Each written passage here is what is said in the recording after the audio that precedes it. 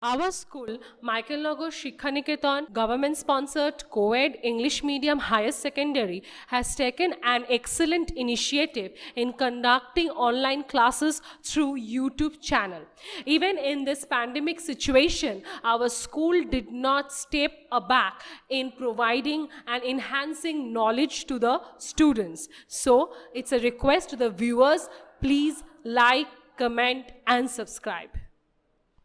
So today we are starting the part of origin of life, which is a part of class 10 syllabus of the same chapter evolution and adaptation, which we are doing for a few classes.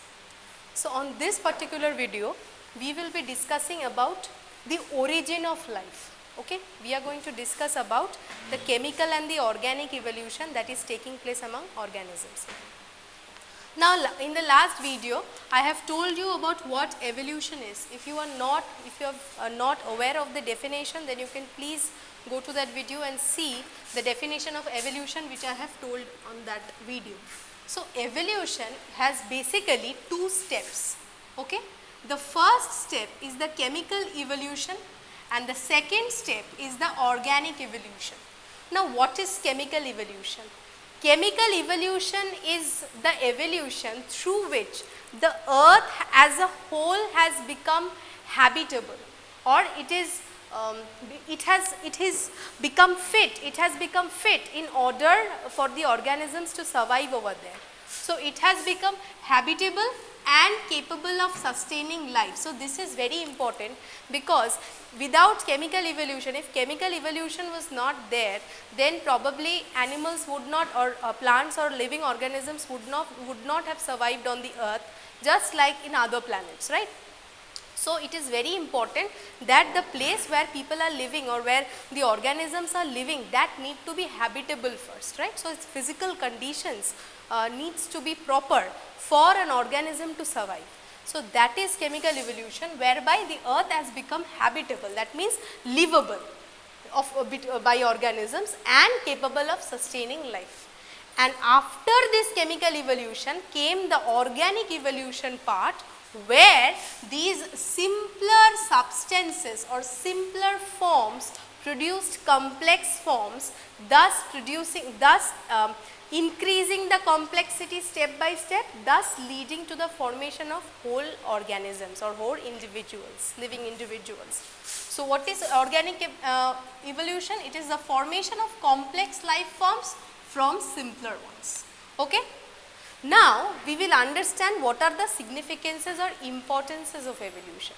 Now the very first significance that comes to our mind is what I have told over here, that it produces complex life forms.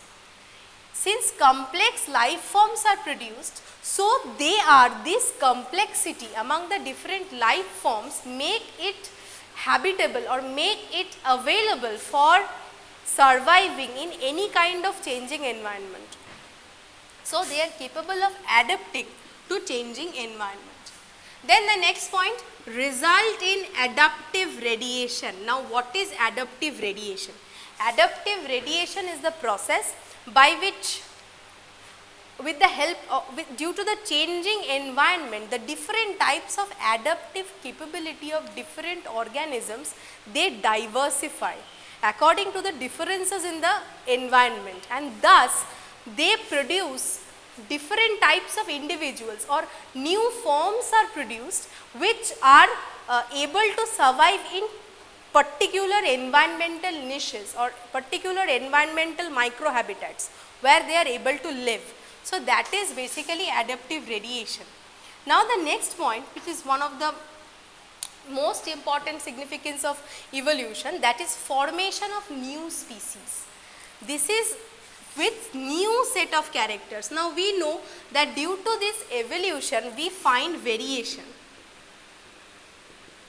We find variation. Now variation leads to the formation of new species, which new set of characters, which increases their probability to survive in a particular environment.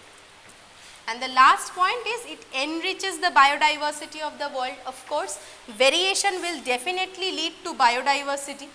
Variation will lead, which is resulting as a formation of with the formation of new species, and it is leading the increasing of biodiversity of the world. So this is all about significance of evolution. Now we are going to come to the next part where we will discuss the very famous experiment which was done by Urey and Miller, which we are going to talk about in the next segment. So now we have come to, we will learn about the very famous Urey and the Miller experiment. Now in the Urey and the Miller experiment, it was proved about the presence of the organic evolution of the earth.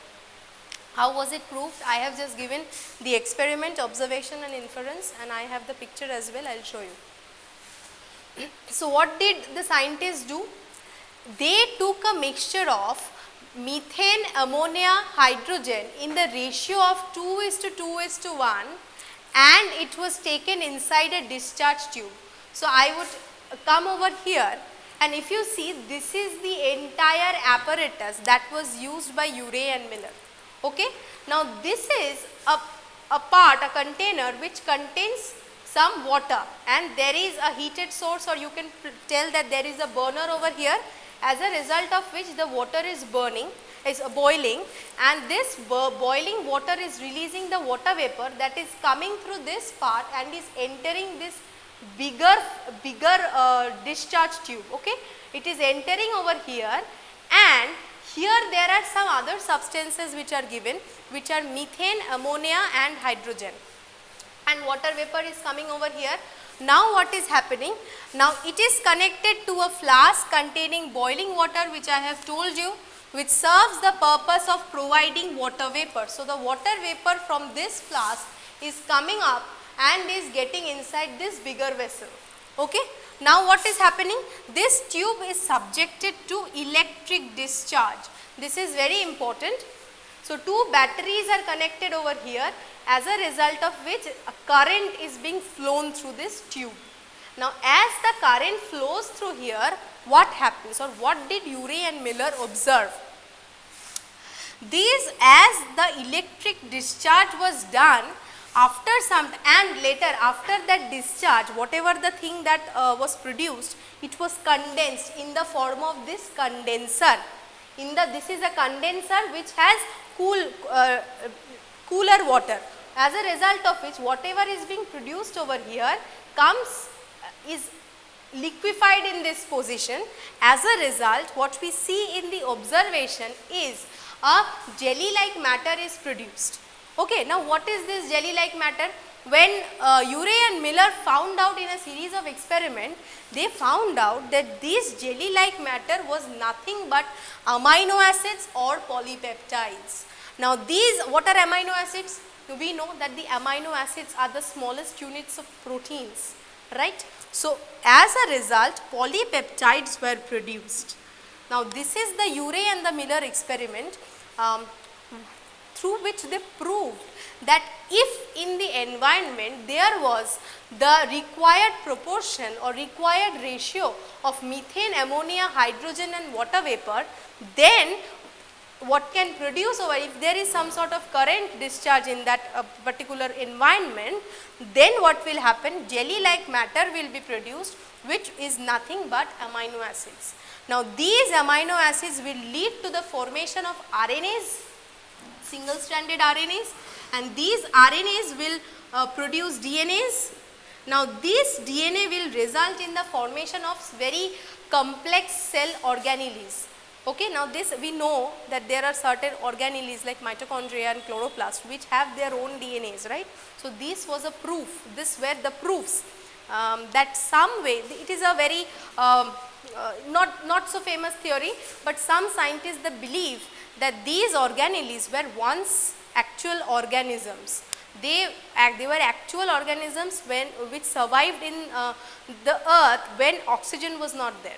So they were certain, you can say they were certain anaerobes, right. But when oxygen was formed in the environment, then these particular separate individuals like mitochondria and chloroplast, they came inside, or they were engulfed by cells. They were engulfed by cells, and in that matter, now since oxygen never left the earth's surface, now they could not move out, and in this way they stayed inside the cell. This is just a theory which some scientists they believe. So they result in the formation of complex organelles which finally leads to organisms. Now this is very important. What are the amino acids that they found were formed? They found alanine, glycine, and another one was there, aspartic acid. These were the amino acids which were formed. So here, from here, generally the question is asked about write the ratio of the materials used, or what are the contents which were required for the origin of life, or you can say that what are the amino acids which were formed, or who did the experiment for the chemical origin of life. Okay, so these are the definite, mostly 1 mark question come from this part, but this is definitely a very important part of evolution which paved the way for the further research in this subject. Okay. So now we are going to start about the major evolutionary events which took place in a sequential manner. I have formed this flow chart. If you learn this flow chart, this will be enough. Sometimes 5 marks question or 3 in the 5 marks question, the 3 marks part, this part can come, or a direct 5 mark question can also come in your exams. Okay. So we will just go through. What is this? The very first step, it involves the formation of the earth in the form of mass of burning gases separated from the sun. So initially what happened? From the sun there was a huge ball of gases which in course of time it cooled down, and so it was first it was a burning of gases, and then it cooled down and hardened into a solid crust. So that is what is written in the next part, that is the gradual cooling and the hardening of the earth crust. So next the earth crust was hardened. Then what happened? Origin of life forms, complex proteins. The experiment which I showed you, that thing happened over this part, that is complex proteins were formed. Now as complex proteins were formed, there were formation of some lipid bound membrane structures. So some lipid bound membranes next came, organelles came into being. Next what happened? Now this, after the formation of proteins and lipids, formation of anaerobic bacteria, anaerobic bacteria came into existence. That means why? Because why anaerobic bacteria? Because at that time oxygen was still not present on the earth's surface, on the atmosphere. So formation of anaerobic bacteria. So next became the emergence of photosynthetic bacteria, the cyanobacteria. All these came into existence after the anaerobic bacteria. Now in this ways, now bacteria we know all of them are prokaryotes. So these prokaryotes, they became more and more diversified. They became more and more varied types of prokaryotes could be seen in that environment, because environment, the overall atmosphere of the earth was also changing, which was favorable for the prokaryotes to survive. So again natural selection. Next, the emergence of the nuclear membranes. Now this is very important, because prokaryotes we know these are organisms, these are primitive organisms which are still present over now. They do not have any nuclear membrane in their structure. Whatever is there inside the nucleus is spread along the matrix or the cytoplasm of that cell. So after the prokaryotes they diversified, the emergence of nuclear membranes they appeared. That means membranes of the nucleus were formed, and as the membranes of nucleus were formed, that means eukaryotes they came into being. Now from the eukaryotes, slowly initially unicellular organisms, then from unicellular organisms multicellular organisms they were formed. Now when the multicellular organisms were formed, now very important, we need to know that at first because we know that water was already present. That means there was so much of water present on the earth's surface at that time. So at first aquatic invertebrates appeared. So aquatic invertebrates they appeared inside the water. Now then came the aquatic vertebrates. By this time oxygen was already there in the atmosphere, so we can see these animals coming into being. Now after the aquatic vertebrates as the land, the terrestrial area was also evolving along and was getting favorable, more favorable day by day. Now what was happening? Some organisms were also growing on the land, not only in the water. So land plants, they develop. Initially, obviously, we would not see the complex plants, we will only see the simpler ones.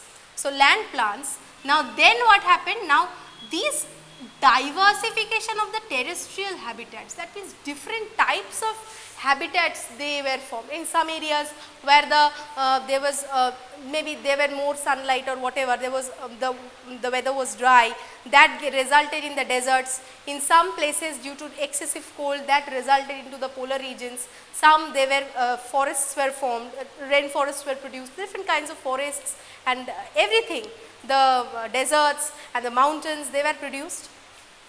Now, so terrestrial habitats, they became diversified. Now, as soon as the terrestrial habitats would be diversified, the animals will also take shelter according to their needs there. So, thus gave the rise to land animals. Now, when land animals came to being, they settled in their own spaces, the places they were suitable to, they settled over there.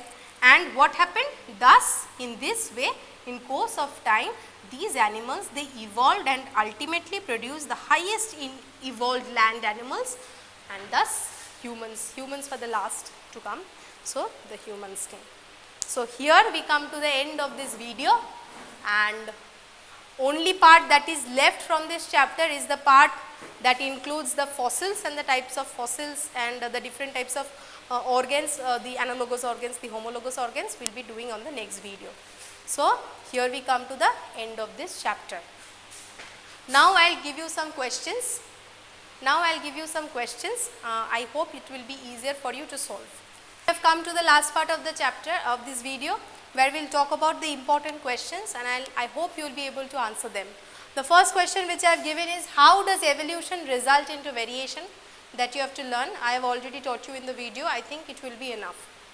Why is variation important? Again, this I have discussed in the video, that why is variation important, and in the last video also, where I have talked about the adaptation, I have talked about the importance of variation in that part as well. And the last question is, name the substances which are required for the origin of life. That means the substances which were used by Urey and Miller in that experiment. So, here we come to the end of this video, and thank you. Subscribe. Click on the bell. Like, comment, share.